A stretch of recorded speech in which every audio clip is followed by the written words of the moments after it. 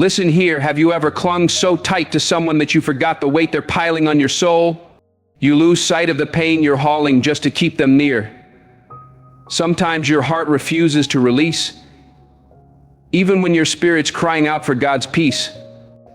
And that, my friends, is the toughest battle, isn't it?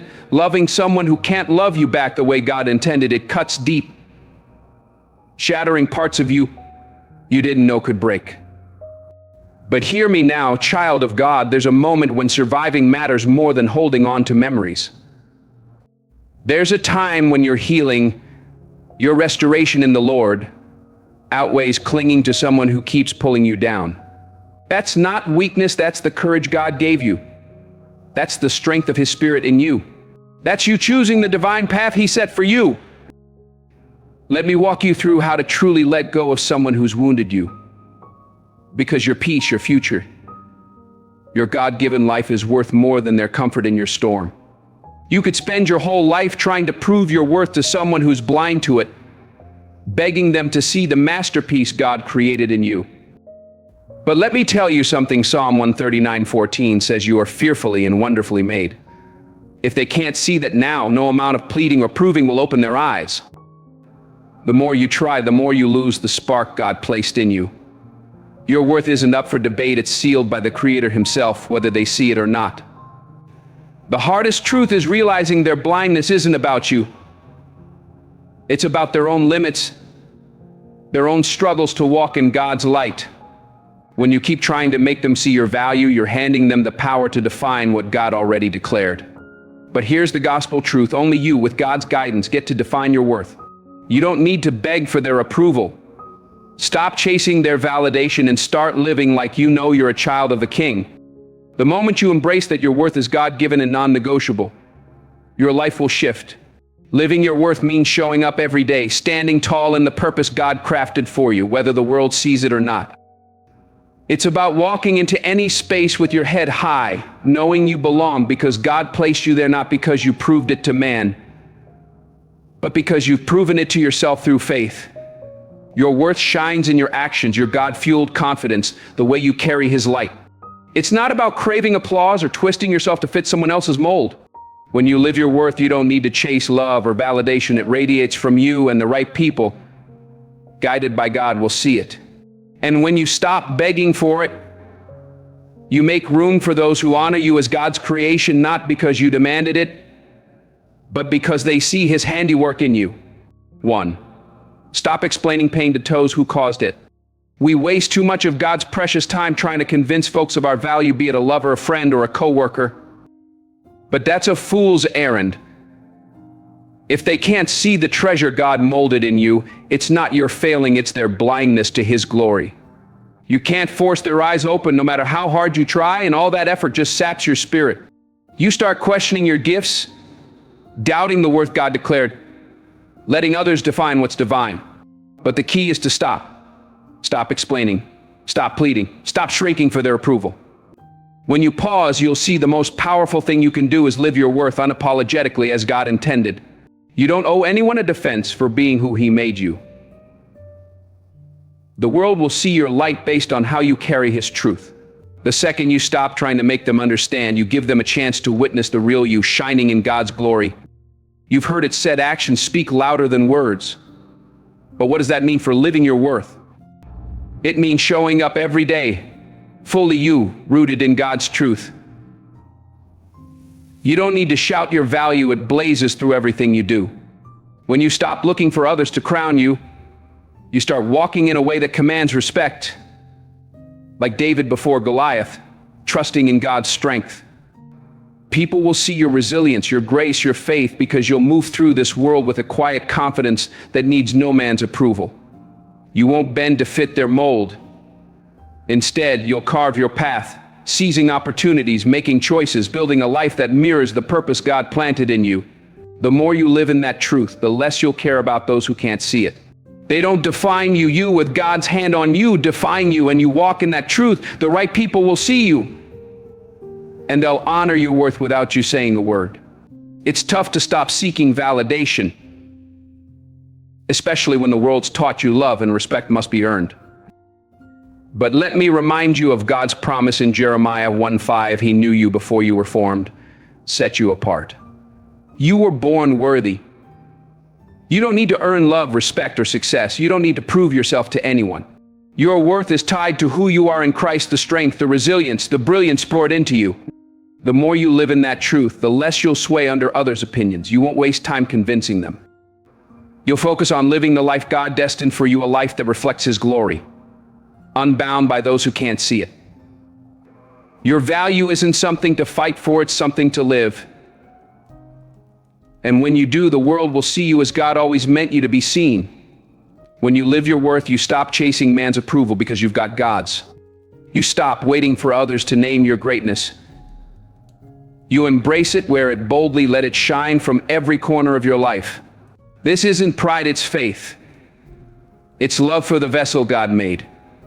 You stop apologizing for your victories, your confidence, your strength. You stop shrinking to ease others' comfort. You stop explaining your boundaries, your dreams, your purpose. You live them.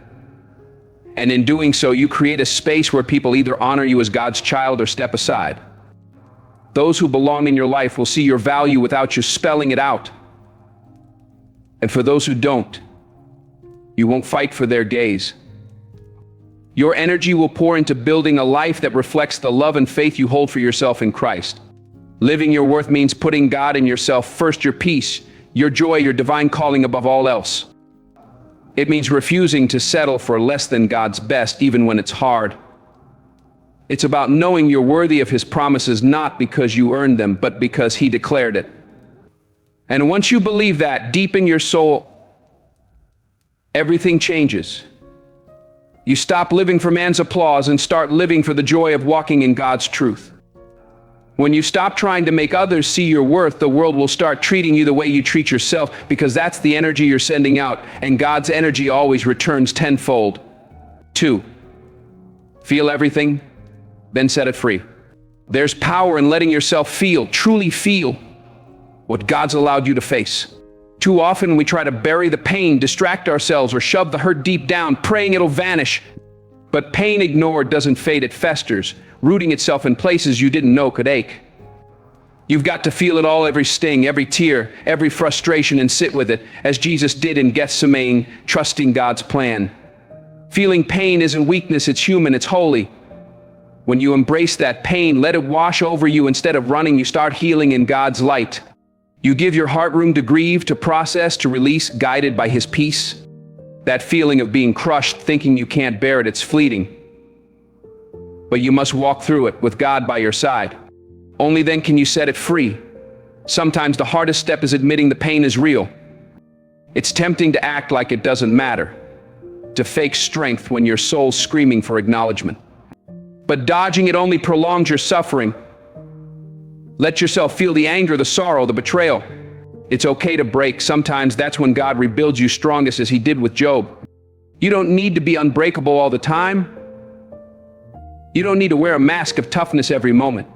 When you let yourself feel, you open the door to God's healing. You stop fleeing truth and start embracing it. And in that embrace, you find the peace Jesus promised in John 16:33. The more you bury your feelings, the longer they haunt you. The moment you face them, with God's strength, you gain freedom to move forward. Feeling everything means seeing every wound in your heart, every scar left by betrayal. It means looking at the hurt and saying, I see you, I hear you. I trust God with you. It's not about drowning in pain or letting it define you. It's about recognizing its place, understanding its lesson, and releasing it to God. Pain teaches us.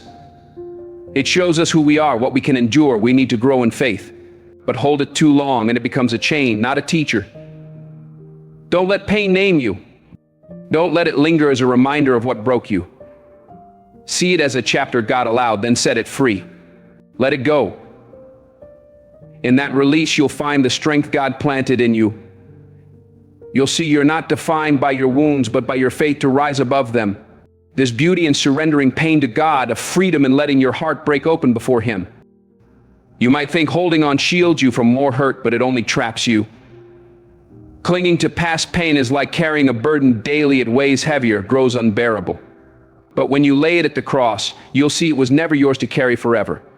The hardest part is letting go. It feels like losing something vital, like part of your story. But holding on keeps you stuck.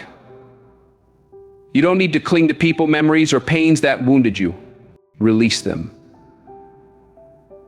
Feel the freedom, the lightness of trusting God with your past, knowing your future shines brighter without that weight. Letting go isn't just about easing pain, it's about choosing to walk forward in faith. It's knowing you deserve more than the shackles of old hurts. As God promises in Isaiah 43:18-19, He's doing a new thing.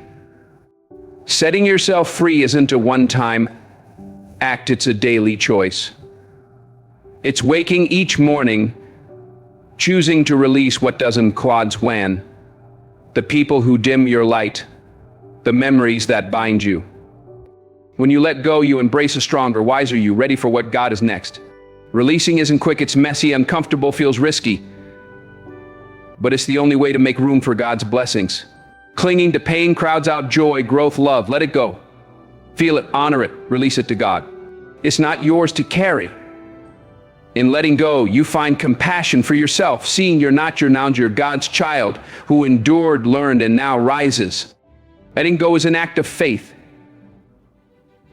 It's honoring your journey, your growth, your future in Christ. It's giving yourself permission to heal in His love. It's knowing you don't need to hold what pulls you down. The more you release, the more space you create for God's peace, joy, and new paths. Pain can cloud how you see yourself, your worth, but when you let it go, you see clearly again, reclaiming your power, peace, and joy in Him. The more you set free, the more you see your strength. The more you let go, the more room you make for the life God destined. In release, you find true strength. Letting go doesn't mean you're weak, it means you're strong enough with God to face your pain and rise above it. 3. Accept that closure isn't always a conversation. The world tells us closure comes from a sit down, a talk, some final word to fix it all, an apology, an explanation, a neat bow. But that's a lie. Not every wound needs a conversation to heal, and not every bond needs closure from the one who hurt you. Sometimes the only closure you need is choosing with God's strength to stop waiting for their validation. You'll never find peace waiting for someone else to hand it to you. You have the power, through Christ, to create closure, even if they never own your pain. The sooner you see closure doesn't need a face-to-face, the sooner you walk free in God's grace. It's easy to think a talk will bring peace, but sometimes, even after apologies or explanations, you're left hollow. Closure isn't a magic fix, it's a choice to let go, to stop hoping they'll right their wrongs. True closure comes when you accept, as Paul did in Philippians 3:13-14, to press forward, leaving the past behind. The one who hurt you may never grasp the depth of their impact, and that's okay. It's not about waiting for them to change or give you what you seek. It's about knowing your peace rests in God, not their actions. Closure is you taking charge of your healing, not leaning on someone else to deliver it. The sooner you stop waiting for their fix, the sooner you find God's strength to mend yourself. We chase closure because we fear loose ends. We want a story with a clear end, something to look back and say, that's how it closed. But life's not a tidy tale, it's messy, complex, and sometimes God doesn't give the ending we expect. You may never ask the questions burning in your heart or get the answers you deserve, but that's life. God doesn't owe us closure. Sometimes the greatest strength is walking away without it, trusting Him. You don't need their words to move on. You don't need their reasons to validate your pain. All you need is faith to know you're enough, and your healing is yours to claim in Christ. Letting go doesn't need their permission, it needs yours, guided by God. We get stuck craving closure, thinking it'll bring peace. But waiting for their words can trap you for years. No one else can give the clarity you seek, only you with God's help. Waiting for talks, apologies, or final words prolongs your pain. The one you're waiting on may lack the heart to give what you need. Their failure to see your hurt isn't your fault, it's their limit. Expecting their change ties you to the past, to moments that don't serve God's plan. True healing comes when you stop waiting for what may never come. Closure isn't demanded, it's created when you choose to move forward in faith, without their nod. We chase answers, fearing without them we'll never understand. We want the puzzle solved, pieces in place. But some puzzles stay unsolved, and that's okay in God's eyes. Not every question needs an answer. Not every hurt needs explaining. Some things belong in the past, and some folks will never give the closure you seek. The sooner you accept this, the sooner you see healing comes from stopping the search for what's not coming. Healing doesn't need all the answers, it needs you to forgive yourself with God's grace for holding on too long, for waiting on their fix when only He can heal. Closure doesn't come from their words, it comes from your choice in faith to release what binds you. It's tempting to think closure needs a talk, a moment to set it right. But words often fall short. An apology may not erase the hurt. They may never see the weight of their actions, and you can't change that. But you can change how you respond with God's guidance. You have the power to create closure by refusing to let their actions steal your peace. You don't need a talk to heal, you need courage to let go of what doesn't serve God's plan. Healing starts when you choose your well-being over their understanding, trusting God's path. Closure feels like it needs an end, a resolution with them. But what if they're going to refuse to engage? You're left to heal without the talk you thought you needed. And that's not a wall, it's a chance. You have the strength through Christ to heal without their words. Healing is God's work in you, it doesn't need their validation. You don't need their apology to find peace, you need to forgive yourself for waiting, for seeking closure that may never come. When you release the need for their role, you find freedom in God's love. Closure isn't their words, it's your choice to build a future untied to the past. Closure isn't always a conversation because not every talk is meant to happen. Sometimes God's clarity comes in silence. When you stop expecting their closure, you heal on His terms. You stop waiting for perfect words, perfect moments. You see, healing doesn't need them, it needs you with God's strength. True closure comes when you let go of needing their validation, their nod to your pain. It's accepting you don't need them to affirm your journey. You have all you need in Christ to move forward. Just choose to stop waiting and start healing. 4. Create distance like your life depends on it, because I'm mess. There's a time, God's time, when you must choose yourself over anyone else. When a relationship, love, friendship, family chokes your spirit, it's time to step back. Not just a step, but the kind of distance that saves your soul. Some people, some situations drain you in ways you don't see till you're too deep. As Proverbs 4:23 warns, guard your heart. They steal your peace, your joy, your God-given energy till you're a shadow of His creation. Creating distance isn't optional, it's your lifeline. It's protecting your mind, your soul, your walk with God from what threatens to break you. Your life, your joy depends on it. If you don't draw that line, say enough, you risk losing the you God made. So set that boundary fiercely. Your future needs you whole, strong, free in Him. Distance isn't just physical, it's emotional. Spiritual boundaries vital for your soul. Surrounded by negativity, manipulation, or unreturned love, you can't see clearly. A fog clouds your heart. And soon you're making choices that don't reflect God's plan. The bonds meant to lift you in Christ keep you stuck. You might feel guilt walking away from those you love, even when they hurt you is hard. But loving them doesn't mean sacrificing God's peace in you. It doesn't mean staying where you're drained to nothing. You have the right in God's eyes to guard your energy, your heart, your spirit. You owe no one an explanation for choosing His path, especially when your soul's at stake. Stay in toxicity too long and it erodes your worth, your identity, your purpose in Christ. That's why distance isn't a choice, it's a must. In heartbreak or betrayal, we think closeness will heal us, that staying near will fix it. But the closer you stay to someone who wounds you, the deeper the cut. As Ecclesiastes 3:1 reminds us, there's a time for everything, including letting go. The more you let them toy with your heart, the more power you give away. Distance isn't petty, it's knowing healing can't happen where the pain was born. You can't mend a wound in the presence of the one who caused it. Staying close traps you in hurt, confusion, far from God's clarity. You need time, space to rediscover who you are in Christ, to reconnect with His purpose for you. You can't do that while reliving pain, betrayal, manipulation. Distance is the space to heal, grow, return stronger in God's love. It's easy to feel you're abandoning someone by stepping back. Your mind whispers you're selfish, not loyal. But loyalty to others shouldn't cost your peace in God. You can't pour from an empty cup, can't be your best for others when drained. Creating distance isn't leaving them, it's saving yourself, honoring God's creation in you. It's a declaration of faith, valuing your well-being over a bond that harms.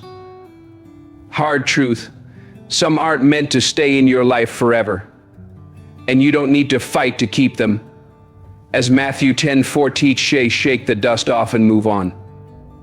When someone disrespects, manipulates, or hurts you, distance is your only path. Your life depends on it. And choosing yourself isn't selfish, it's survival in Christ. Distance brings clarity to see the truth as God reveals. Close up. Emotions cloud judgment, you doubt your pain. Think you're overreacting. But step back, and you see the patterns, the unfair treatment, the ways you allowed it, trusting God's light to guide. You realize you deserve better, that you don't need to endure hurt, physical, emotional, spiritual. It's easy to lose your worth in someone else's chaos, but distance shows who you are in Christ. You reconnect with His values, boundaries, purpose.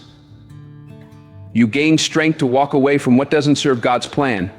That clarity is priceless. It's the key to reclaiming your power, finding peace in Him. Distance makes you face fears, loneliness, abandonment. We keep toxic people near to avoid those feelings, fearing without them we're less. But that's a lie. In Christ you are whole. As John 10:10 promises, He came for abundant life. You don't need anyone to complete you, you're complete in Him.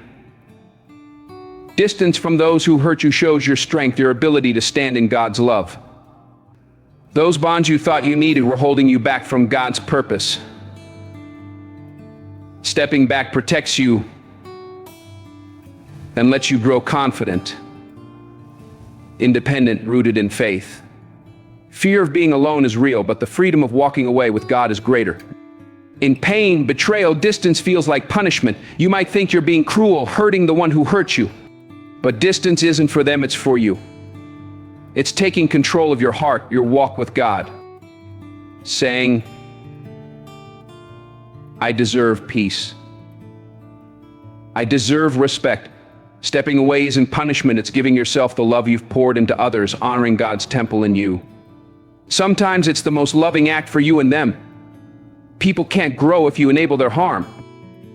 Distance gives them space to face their wrongs, to seek God's truth. It's a chance for both to reflect, heal, grow in His light. Creating distance isn't just leaving pain, it's stepping toward God's purpose for you. It's making room for what matters, your joy, peace, growth in Christ. It's putting yourself first, knowing you deserve God's best. You don't need to stay in bonds that drain, leave you empty, or block God's plan. Distance lets you redefine life on His terms, free from toxic chains. It's a bold act of faith, a declaration you're worthy of a life of joy, fulfillment, peace. So create that distance, your life depends on it. 5. Rewrite the story you've been telling yourself. The story you've been telling yourself might not be the one God wrote for you. Too often we let past pain, betrayal, disappointment shape us, letting them name who we are. We hold tight to tales of failure, rejection, not being enough, replaying them till they cloud our view of God's world. But you don't have to stay chained to that story. The truth is, your narrative isn't your destiny, God's plan is. You can rewrite it, reshape it, reclaim your life. The first step is seeing the power to change your story lies with you through Christ. You can take charge, starting with how you see yourself in Him. You don't need to be bound by pain's chapters. You have the power, with God's grace, to write new ones, filled with strength, faith, and purpose. The trouble with our story is it often comes from lack of faith, lack of faith. We grow up swallowing lies about our worth based on what others think, how they treat us, what they say we can do. We believe that's the full truth of who we are. But those lies are just words on a page, and with God's truth you can rewrite them. Erase what doesn't serve his plan. Pen something greater. Your story isn't final, you're the author with God's hand. And as long as you breathe, you can rewrite it line by line. So release the lies, the doubts, and start telling a story of power, of possibility, of God's glory in you. The hardest part of rewriting is admitting we've let these dark tales define us. We've let the past steer our present, cloud our future. But owning that truth with God's mercy is the first step to freedom. It's facing the pain, the hurt, the lies that held you back and saying, I don't need you anymore. You don't have to live the same story of defeat or doubt. When you take the pen with God's guidance, you rewrite with the lessons you've learned, the strength you've gained, the faith you built. You're not a victim of your past, you're a victor in Christ. Your story isn't carved in stone, it's alive, growing, evolving as you walk with Him. You're not defined by what happened, but by how you rise in faith. Rewriting isn't erasing your past, it's seeing it through God's eyes. Instead of pain holding you back, see it as fuel for His purpose. As Romans 8:28 promises, He works all things for good. Your struggles, hardships, obstacles aren't failures, they're proof of your faith, your strength in Christ. Your story isn't defeat, it's triumph. Rising above, growing through trials. When you rewrite, you shift from victim to victor. Every setback, challenge, failure builds you stronger, more faithful, more determined. What you face doesn't name you, it shapes the warrior God's molding. Rewrite with that truth and watch your life transform in His light. Fear of failure can block rewriting. We worry if we change the story, we'll stumble, fall again, and the new tale will crumble. But failure isn't the end, it's part of God's process. The greatest in faith didn't avoid failure, they embraced it. Learned, use it to climb higher as Peter did after denying Christ. Rewriting means giving yourself grace to fall, to rise stronger in Him. Failure doesn't disqualify you, it equips you to tell a bolder story. So don't let fear stop you. Your story is written with courage, knowing every stumble is part of God's path, not the end. A big part of rewriting is letting go of needing others' approval.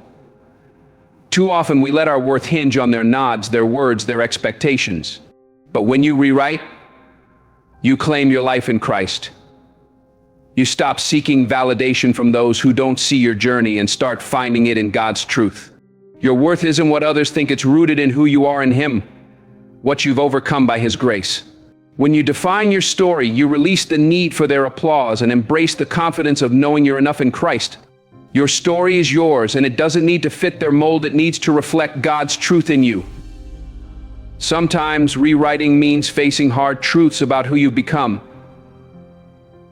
It's easy to tell tales of strength, but sometimes you must confront the hidden parts, fears, doubts, mistakes.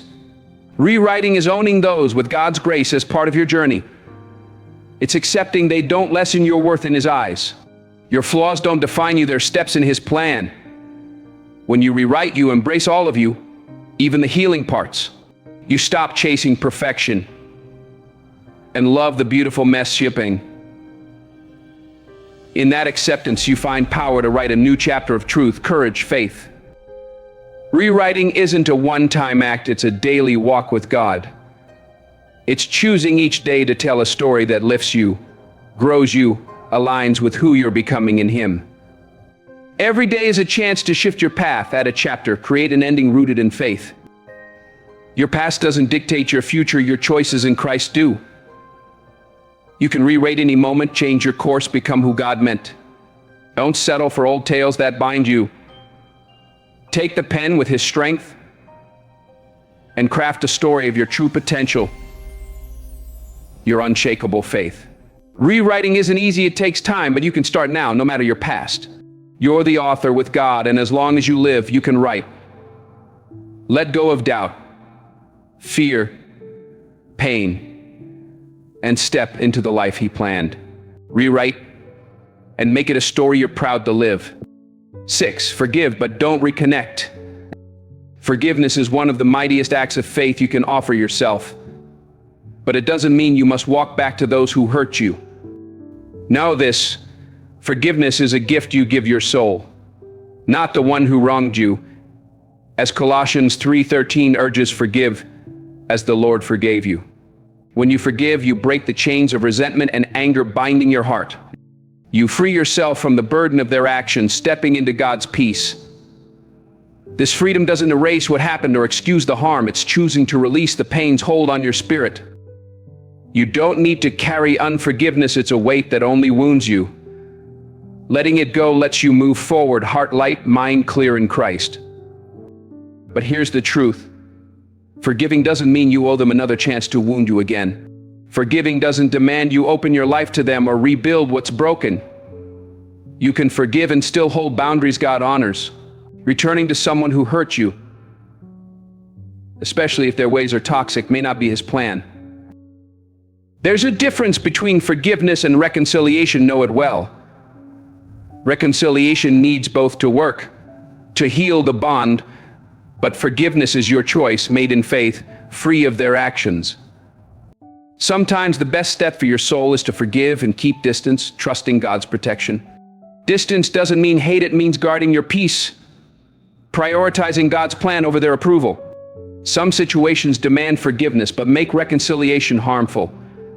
Some have hurt you in ways that linger no matter your forgiveness. That's not resentment, it's wisdom, seeing wounds too deep for simple fixes. Forgiveness frees you from anger, but it doesn't mean pretending things can return as they were. Reconnecting with deep pain risks more hurt, more sorrow. So forgive for your soul, not to rebuild what doesn't serve God's purpose. Sometimes letting go means walking away, healing in His light without looking back.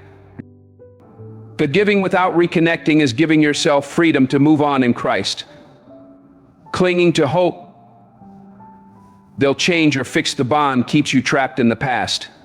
Waiting for their apology, their proof of change, only prolongs your pain. Forgiving and not reconnecting means your healing doesn't hinge on their actions. Your growth, peace, restoration in God can shine with or without them. This isn't cold, it's refusing to let them control your joy. You can forgive, release the pain, and walk forward without them in your future. Forgiveness stirs heavy emotions, betrayal, abandonment, disillusionment when trust is broken. Those feelings are real, and you must feel them to heal. As David did in the Psalms, pouring his heart to God. But those emotions don't own you. Feel the hurt, the anger, acknowledge it, then release it to Him. Forgiveness doesn't erase pain instantly, but it stops it from ruling your future. It means you don't carry it daily, but it doesn't mean giving them another shot to wound you. Forgiveness frees you, boundaries protect that freedom. You can forgive in your heart, but you don't need to return to harm's way. Some think forgiveness always means reconciliation, but that's not God's truth. Forgiveness is your walk with Him, not needing their change, approval, or apology. You can forgive and choose not to let them back. This matters because forgiveness isn't waiting for them to shift, it's you shifting, letting go of bitterness that binds you. It's freeing your heart, but that freedom doesn't always mean rebuilding. Sometimes the strongest act is forgiving and walking away, knowing God has better for you. It's trusting your healing, your future, outweighs clinging to harm. If you've been hurt, forgiveness breaks anger's chains, but it's not a pass for them to return. It's no invitation back if they bring pain or chaos. Set boundaries even after forgiving. Reconnecting can reopen wounds you fought to heal. Forgiveness brings peace, reconnecting may bring turmoil. Protect your peace by choosing when to stay away. Forgiving isn't giving them another chance, it's releasing the past, moving forward without them. Guard your energy, be wise, know when to let go for good, trusting God's plan. When you forgive, you're not excusing their wrong or ignoring the harm. Forgiveness is seeing the pain and giving it to God so it no longer rules you. As Ephesians 4:32 teaches, forgive as God forgave you. But it's also knowing some bonds aren't meant to mend, especially if they're toxic or abusive. Forgiveness heals you, not them. It's a step to reclaim peace, but that peace is yours to guard. I don't feel bound to reconnect just because you've forgiven. You can forgive, let go, and walk away. That choice is your true freedom in Christ. 7. Surround yourself with people who don't need to hurt you to feel powerful. There's deep truth in who you let near your soul. They can lift you to God's heights or drag you down. It's easy to fall into bonds where someone's power comes from dimming others. It's subtle, manipulating to shine at your cost, or bold, delighting in your struggle. These ties thrive on imbalance, one rising by making you small. But that's not God's plan for you. You deserve people who don't need to weaken you to feel strong. As 1 Thessalonians 5:11 urges, build each other up. True strength lifts others, doesn't tear them down. Those who truly love you in God's love cheer your wins, not envy them. They hold you up when you're low, not use your pain to control. Surround yourself with those who find joy in your growth, your joy, your faith. These are God's people who know their light doesn't fade by your shine. Lifting you is true power. As Jesus lifted the broken, they don't rival you, they complete you. Their presence makes you feel seen, heard, valued in Christ. They know when one rises, all can rise. These bonds aren't just friendships, they're spaces to grow without fear of betrayal or judgment, rooted in God's love. Finding these people starts with knowing your worth in God. When you see your value, you stop tolerating those who shrink you. You won't accept friends, family, or partners who wound you to feel big. Surrounding yourself with those who honor your boundaries, your heart, your dreams builds a circle of God's love, not control. These people empower you to chase His purpose, take risks, be fully you without fear of scorn. The more you align with those who feed your spirit, the more you step into God's power, knowing no one can steal your worth. It's not just about cutting out toxicity, it's seeking those who bring God's light. True empowerment comes from bonds where both feel equal, lifting each other in Christ. These people inspire you to grow, challenge you, push you toward God's plan. They don't make you apologize for shining or shrink your strength. They urge you to embrace your power, walk in truth, follow His path. When they celebrate your wins, they affirm your strength doesn't dim theirs, it strengthens the bond. They give you faith to keep going, knowing they want your success in Him. As you build these ties, watch your own energy. Don't become the one who dims others to shine. Be a source of God's strength, lifting those around you. As Philippians 2:3 teaches, value others above yourself. There's a ripple when you choose God's people. It starts with you, spreads to every corner of your life. Be the one who helps others grow, gives without expecting, empowers with faith. You create a space for that energy to return. The more you walk with those who lift you, the more you draw that love back. A cycle of God's power. Not everyone claiming support has your heart. As Matthew 7:15 warns, beware false prophets. Some hide manipulation as care, pretending to back you while undermining your shine. Watch how people make you feel. Do they drain, belittle, unsettle you? Or do they energize, inspire, lift you in Christ? Check if their actions match their words. True supporters don't just speak, they show care. Listen, cheer your wins in God. They don't control, they rejoice in your growth. Setting boundaries is key to keeping God's energy in your life. Boundaries aren't just shields, they ensure the love around you aligns with His values. Clear boundaries say you won't take toxicity, demanding respect and kindness. Those who honor your boundaries empower you, knowing strength comes from lifting, not breaking. Boundaries protect you and draw those who respect your heart, your dreams, God's plan. As you walk with those who support your growth, your life reflects the energy you've sown: peace, confidence, joy in Christ. You're no longer drained, but fueled by bonds that honor your soul. These are the people who remind you of your worth, urge you to be boldly you, push you to chase God's dreams without fear. They don't need to hurt you to feel strong. They know true power is love, support, shared growth in Christ. The people you choose shape your path. It's your call. If that path is strength, love, and faith, or manipulation, doubt, and fear, choose God's way. 8. Choose you loudly, boldly, unapologetically. Choosing yourself is the greatest act of faith and love you can offer. A declaration: I am worthy of God's love, His blessings, His joy. It's not selfish, it's embracing the value He gave you, refusing less than His best. It's standing for yourself, even when others don't see. As Psalm 23:1 reminds, the Lord is your shepherd. You lack nothing. Choosing yourself says your dreams, your peace, your walk with God matter, and you won't trade them for anyone's comfort. This is the root of true faith. You're worthy of joy, peace, love, and it's time to stop putting others before God's plan for you. Too often we mute our voice to please others. But choosing yourself means speaking God's truth in you, chasing your purpose, living for His glory. It's hard when you've spent years putting others first. The world says sacrifice is love, that your worth lies in what you do for others. But that lie leaves you empty, lost from God's path. Choosing yourself is caring for your heart, mind, soul in Christ. It's saying you deserve His peace, His joy, His purpose. This isn't selfish, it's vital. To be God's best for others, you must first honor your growth, healing, joy in Him. Only then can you give from abundance, not lack. Choosing yourself inspires others to see their worth in God, to know they're worthy of His joy. Choosing yourself loudly, boldly, unapologetically means shining your light, not dimming it for others' ease. The world wants you small, shrinking for comfort. But when you stand in God's power and your purpose, you show others they can too. Choosing yourself needs no apology. It's not for debate.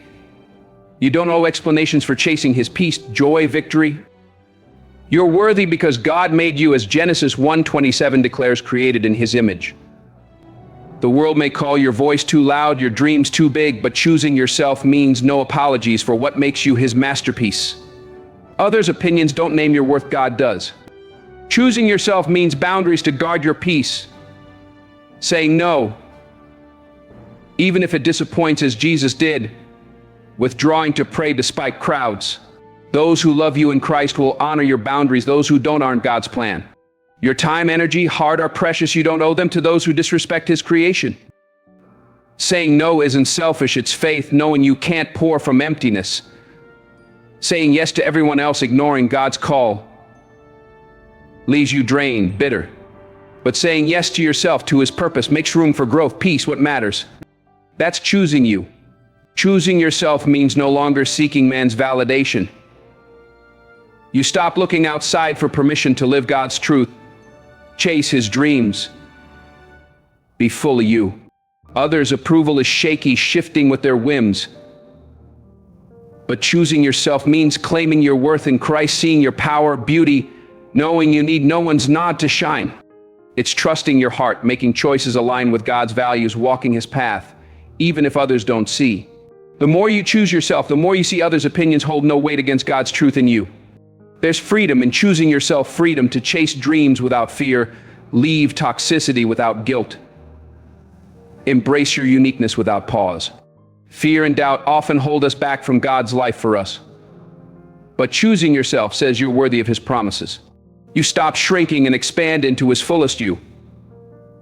It may mean hard choices, leaving bonds that don't serve, opportunities not His, or old selves that don't fit. But that's the beauty. You release what binds and make room for God's plan. Choosing yourself is owning your joy, knowing no one else can make you happy unless you choose it in Christ.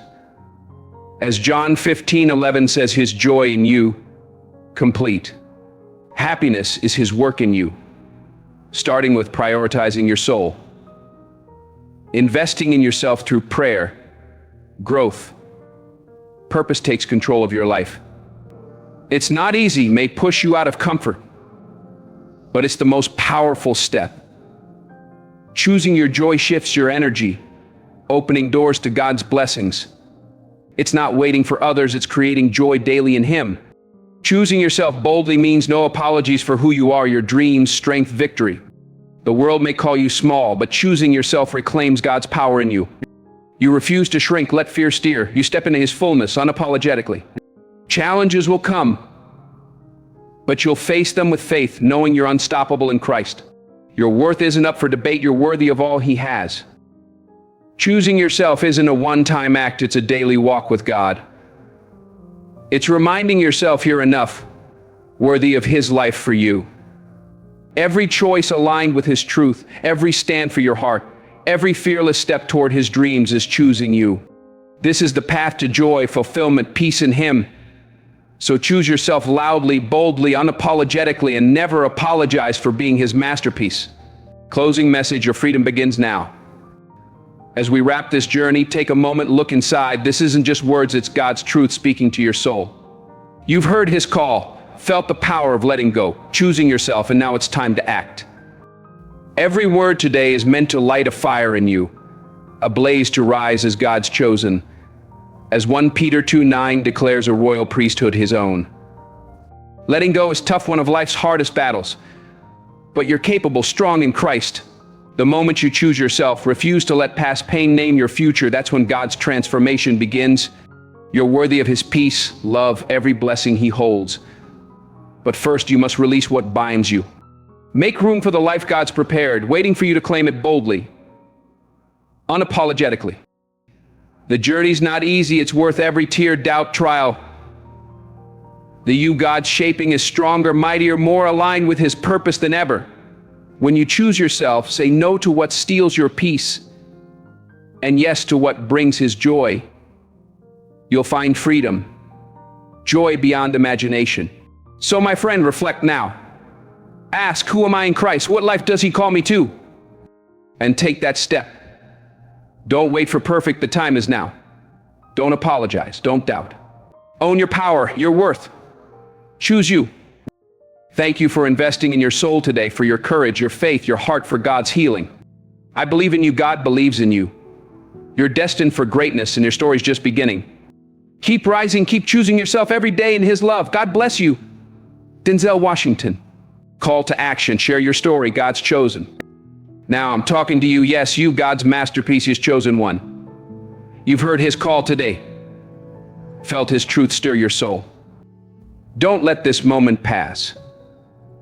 Ephesians 2:10 says you're his workmanship, created for good works he prepared. Your story, your pain, your rise, your faith is a testimony to his glory. Share it below. Tell us how you're letting go, choosing yourself, walking in his purpose. Your words can lift another, spark their healing, show them they're not alone. You're special, crafted by God's hand, and your voice matters. Come and let your light shine, and together let's build a community of faith, hope, and love in Christ. Who's with me?